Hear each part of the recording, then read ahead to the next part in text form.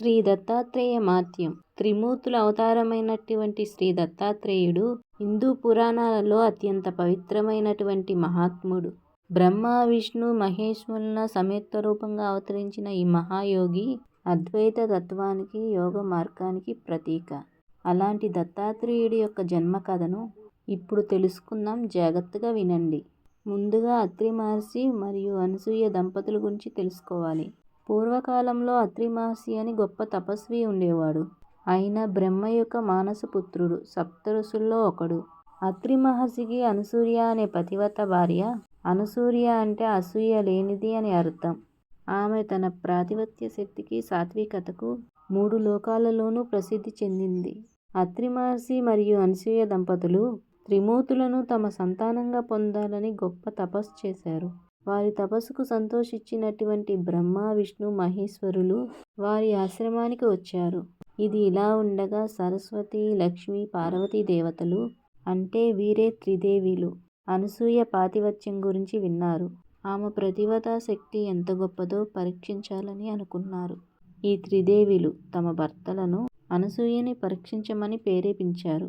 దానికి అనుగుణంగానే ఒకరోజు బ్రహ్మ విష్ణు మహేశ్వరులు సాధువుల వేషంలో అత్రి ఆశ్రమానికి వచ్చారు. ఆ సమయంలో అత్రి మహర్షి స్నానానికి నదికి వెళ్ళారు. అనసూయాదేవి ఒంటరిగా ఆశ్రమంలో ఉంది. ఆ ముగ్గురు మహాత్ములు అనసూయతో ఇలా అన్నారు. మాత, మాకు చాలా ఆకలిగా ఉంది. కానీ ఒక్క షరతుతో మాత్రమే మేము భోజనం చేస్తాం. అలా అయితేనే మేము భోజనం చేస్తాం. మీరు వస్త్రాలు విడిచిపెట్టి నగ్నంగా మాకు భోజనం పెట్టాలి అన్నారు. అనసూయ ఈ విచిత్రమైన కోరికకు ఆశ్చర్యపోయింది. కానీ వచ్చినటువంటి అతిథుల్ని వెనక్కి తిరిగి పంపించడం సరైంది కాదు. అతిథి పరబ్రహ్మ స్వరూపం. వారిని ఎట్టి పరిస్థితుల్లోనూ నిరాశపరచకూడదు. ఆమె ఒక క్షణం ధ్యానించింది. ఆమె ప్రతిభతా శక్తితో ఆ ముగ్గురు మహాత్ములు వెంటనే శిశువులుగా మార్చింది. తను ప్రతిదేవుని తప్ప మరొకరి ముందు నగ్నంగా కనిపించటం పాపంగా భావించిన అనసూయ తన ప్రాతిపత్య శక్తితో ఆ ముగ్గురు మహాత్ముల్ని చిన్న పిల్లలుగా మార్చి వారికి తల్లిగా భోజనం పెట్టింది. శిశువులుగా మారిన తమ భర్తలు తిరిగి రాకపోవటంతో ఈ త్రిదేవులు ఆతృతిగా అనసూయని ఆశ్రయించారు. అనసూయ పాతివ్రత్య గొప్పతనాన్ని గ్రహించి ఆమెని క్షమించమని వేడుకున్నారు. అనసూయ సహృదయంతో త్రిమూర్తులను తిరిగి వారి అసలు రూపంలో తెచ్చింది. అప్పుడు ఆ త్రిమూర్తులు అనసూయ భక్తికి పాతివ్రత్యానికి మెచ్చి తనకు వరమిస్తానని అన్నారు. అప్పుడు అనసూయ అంది, దేవాది దేవులారా, మీరు ముగ్గురు నాకు సంతానంగా జన్మించాలి. అందుకు త్రిమూర్తులు సమ్మతించారు. వారు ముగ్గురు యొక్క అంశతో ఒకే శిశువుగా జన్మిస్తామని అనసూయకు వరాన్నిచ్చారు. ఇక బ్రహ్మ విష్ణు శివుల సంయుక్త అంశతో దత్తాత్రేయుడు అనసూయ గర్భం నుండి జన్మించాడు. ఆయనకు 3 తలలు 6 చేతులు ఉన్నాయి.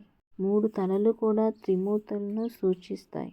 ఇక దత్తాత్రేయ అనే పేరుకు అర్థం కనుక చూస్తే దత్త ఇవ్వబడినవాడు, త్రిమూర్తుల చేత అనసూయకు ఇవ్వబడినవాడు అని అర్థం. ఆత్రేయ అంటే అత్రిపుత్రుడు అని అర్థం.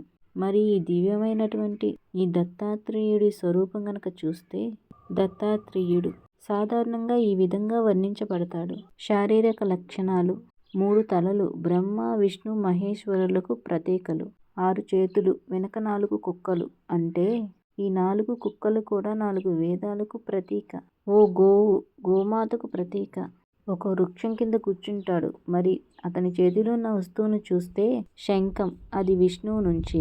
చక్రం, అది కూడా విష్ణువు నుండే. త్రిశూలం మరియు డమరుకం, అది పరమశివుని నుండి లభించాయి. కమండలం, మాల, ఇక అది బ్రహ్మదేవుని నుంచి లభించాయి. ఇక దత్తాత్రేయుని జీవితం మరియు బోధన విషయానికి వస్తే దత్తాత్రేయుని గురుదేవ్ అని కూడా అంటారు. ఆయన అవధూత మార్గాన్ని అనుసరించారు. అవధూత అంటే సమాజ నియమాలకు అతీతంగా ఉండే పరమ జ్ఞానంలో నిమగ్నమై ఉండే యోగి అని. 24 గురువుల విషయానికి వస్తే దత్తాత్రేయుడు తన జీవితంలో ప్రకృతిలో ఉండే 24 వస్తువుల నుండి అన్ని విషయాలు నేర్చుకున్నాడు.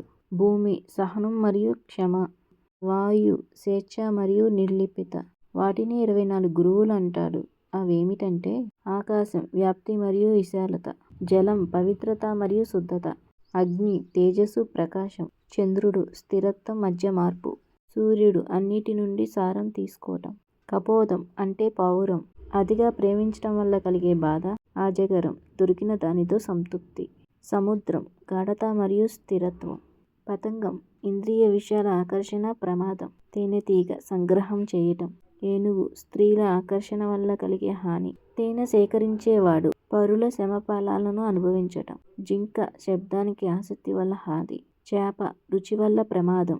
పింగళ వేశ్య ఆశల త్యాగం. కురూన పక్షి స్వాంతన శాంతి కోసం విడిచిపెట్టడం. చిన్నారి నిర్భయత నిశ్చింతత. కన్యక ఒంటరితనం శాంతికి దారితీస్తుంది. సర్పం ఏకాంతత. గృహవాసం వాన చేసేవాడు. ఏకాగ్రత సాలీడు. శరీర సంరక్షణకు మితిమీరిన ఆసక్తి అనేది దుఃఖం. 24వ తాపీడు. ప్రేమకు గురి కావటం బంధనం. ఇలా ఈ 24 లక్షణాలని కూడా ఈ ప్రకృతి నుండే నేర్చుకున్నాను. వీటినే 24 గురువులు అంటాను. మరియు దత్తాత్రేయుడు అవధూత గీత మరియు అద్వైత తత్వ గంధాన్ని ఉపదేశించాడు. ఈ గంధంలో ఆత్మ పరమాత్మల ఐక్యత, మార్య మోక్ష మార్గం ఇటువంటి లోతైన తాత్విక విషయాలు ఉన్నాయి. మరి అతని ముఖ్య బోధనల విషయానికొస్తే, నేను బ్రహ్మను, అహం బ్రహ్మాస్మి, ఆత్మ శాశ్వతం, శరీరం అశాశ్వతం, ద్వంద్వాతీత స్థితి, సుఖదుఖాలకు అతీతం, జ్ఞానం ద్వారా మోక్షం. మరి దత్తాత్రేయుని మహిమ విషయానికొస్తే, శక్తులు మరి సిద్ధులు. దత్తాత్రేయుడు అష్టసిద్ధులు నవనిధులకు అధిపతి. వాటికి స్వామి ఆజ్ఞ. యోగ తంత్ర మంత్రశాస్త్రాలకు ఆది గురువు. ఆయన అనుమాసిద్ధి అంటే సూక్ష్మంగా మారటం. మహిమా సిద్ధి విశాలంగా మారటం. లఘిమ తేలికగా మారటం. గరిమ బరువుగా మారటం. ప్రాప్తి ఎక్కడికైనా చేరుకోవటం. ప్రాకామ్యం కోరికలను తీర్చుకోవటం. ఈశత్వం నియంత్రణ శక్తి. వశిత్వం ఆధిపత్య శక్తి. వీటన్నిటికీ అధిపతి ఆ దత్తాత్రేయ స్వామి. ఎప్పుడూ తన భక్తుల్ని కాపాడుతూనే ఉంటాడు. ఆయన తన భక్తులకు మానసిక శాంతిని ప్రసాదిస్తాడు.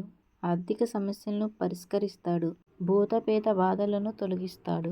సంతాన ప్రాప్తికి ఆయన సహాయపడతారు. మరి దత్తాత్రేయ క్షేత్రాలు విషయానికొస్తే, భారతదేశ అంతటా కూడా అనేక దత్తాత్రేయ ఆలయాలు ఉన్నాయి. వాటిల్లో ప్రముఖ క్షేత్రాలు గంగాపూర్, ఇది మహారాష్ట్రలో ఉంది. అతి పవిత్రమైన దత్తక్షేత్రం. నర్సోపావడి, ఇది కర్ణాటకలో ఉంది. ఔడుంబ్రా వృక్షం కింద దత్తాత్రేయుడు ఉంటాడు. గిరినాథ్, ఇది గుజరాత్లో ఉంది. దత్తాత్రేయుడు ఆయన తపస్సు చేసిన పవిత్ర స్థలం. మహూర్, ఇది మహారాష్ట్ర, దత్తాత్రేయుని జన్మస్థలం. పిఠాపురం, ఇది ఆంధ్రప్రదేశ్లో ఉంది. దత్తాత్రేయుని యొక్క శక్తిపీఠం. మరి దత్తాత్రేయ ఆరాధన విషయానికి వస్తే, ఉపవాసన విధానాన్ని తెలుసుకుందాం. దత్తాత్రేయ మంత్రం. ఓం దాం దత్తాత్రేయ నమః.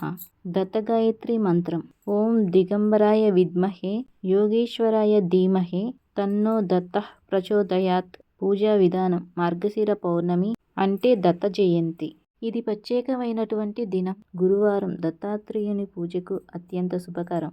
ఔడుంబవృక్ష పూజ, కుక్కలకు భోజనం పెట్టడం ఇవి కూడా చాలా ప్రముఖమైనవి. మరి దత్త స్తోత్రాల విషయానికొస్తే, మరి దత్తాత్రేయ స్తోత్రం శక్తివంతమైనది. దత్త భావని, జీవన్ముక్త గీత, దత్త మహత్యం ఇవి ఎంతో విలువైనవి. వీటిని పఠించటం అపారమైన ఫలితాన్ని ఇస్తుంది. దత్తాత్రేయుడి బోధనలు సారాంశ విషయానికొస్తే, జీవన తత్వాలు. ప్రకృతి నుండి నేర్చుకోవటం. ప్రతి వస్తువు కూడా గురువు కాగలదు. నిర్లిప్తత, ఆసక్తి లేకుండా జీవించటం. సహనం, భూమి వంటి సహనశీలం. సరళత, చిన్నారి వంటి నిర్భయత. ఆత్మ సాక్షాత్కారం, అదే అంతిమ లక్ష్యం. యోగ మార్గం. దత్తాత్రేయుడు భక్తి, జ్ఞాన, కర్మ మార్గాల సమన్వయాన్ని బోధించాడు. ఆయన ప్రకారం భక్తి అనేది హృదయాన్ని శుద్ధి చేస్తుంది. జ్ఞానం మన బుద్ధిని ప్రకాశింపచేస్తుంది. నిష్కామకర్త చిత్తాన్ని స్వచ్ఛం చేస్తుంది. ఈ దత్తాత్రేయుడు కేవలం ఒక దేవత మాత్రమే కాదు, జీవన మార్గదర్శి. ఆయన త్రిమూర్తుల సంయుక్త శక్తిని ప్రతిబింబిస్తారు. బ్రహ్మ యొక్క సృజనాత్మకత, విష్ణువు యొక్క పాలనా శక్తి, శివుని యొక్క సంహార శక్తి, ఈ మూడు ఈ దత్తాత్రేయుల్లో ఒకటై ఉన్నాయి. అనసూయమాత ప్రతివత మరియు సాత్వికతం వల్ల జన్మించిన ఈ మహాయోగి భక్తులకు జ్ఞాన మరియు భక్తి మార్గాలను చూపిస్తూ, ప్రకృతి నుండి నేర్చుకొని జీవితాన్ని సరళంగా గడపమని బోధిస్తున్నాడు. గురు బ్రహ్మ గురు విష్ణు గురుదేవో మహేశ్వరః, గురు సాక్షాత్ పరబ్రహ్మ తస్మై శ్రీ గురవే నమః. ఈ దత్తాత్రేయుడు అన్ని గురువులకు మూల గురువు. ఆయన్ని స్మరించటం, ఆయన బోధనలను అనుసరించటం వల్ల మానసిక శాంతి, ఆధ్యాత్మికత, పురోగతి లభిస్తాయి. ఈ దత్తాత్రేయ జయంతి నాడు ఎవరైతే ఈ దత్తాత్రేయుని జన్మకథ వింటారో వారికి స్వామి యొక్క అనుగ్రహం కలుగుతుంది. వారిని ఆ దత్తాత్రేయుడు అన్ని విధాలుగా అనుగ్రహిస్తాడు. ఈ వీడియో కనుక మీకు నచ్చినట్టయితే ఒక లైక్ చేయండి, షేర్ చేయండి. ఇలాంటి ఆధ్యాత్మికత వీడియోస్ కోసం మన ఛానల్ని ఇప్పుడే సబ్స్క్రైబ్ చేసుకోండి. నేను మీ శ్రీవాణిని. మన ఛానల్ పేరు వచ్చి బండి శ్రీవాణి మల్టీ టాలెంట్ కాల్.